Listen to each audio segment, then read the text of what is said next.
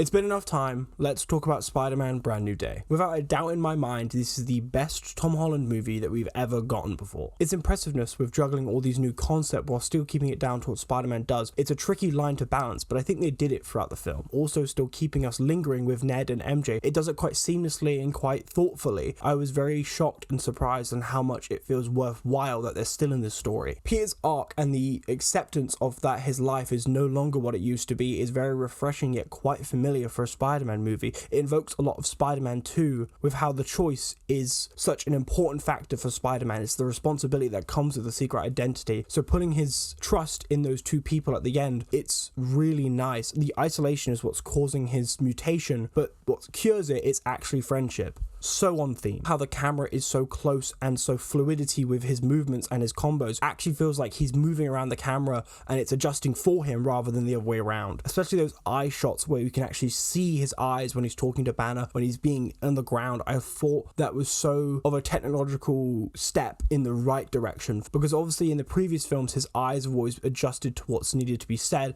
but with this we let the humanity speak. It's the best he's ever looked. Frank at the end of the movie cries, he's smiling, he loves the fact that he's with someone who does get it like him. In the previous conversations we have this whole sense of, oh, you're not like me, you don't get what I'm doing, but at the end they have an understanding. I think Jean Grey works perfectly in this film, being a morally grey character. The absolute best bit of the film is the ending talk with Aunt May and Sadie Sink, understanding that it's okay to be different, you don't need to be the stereotype that everyone wants. We learn through the film why she does what she does, and it doesn't feel like we've been betrayed, but it feels like we've been let in. The entire film is trying to let us into their minds, and with the isolation of Peter and the isolation of Jean Grey, when we're finally let in, it feels so satisfying and worthwhile. My overall rating is a 4.5 out of 5.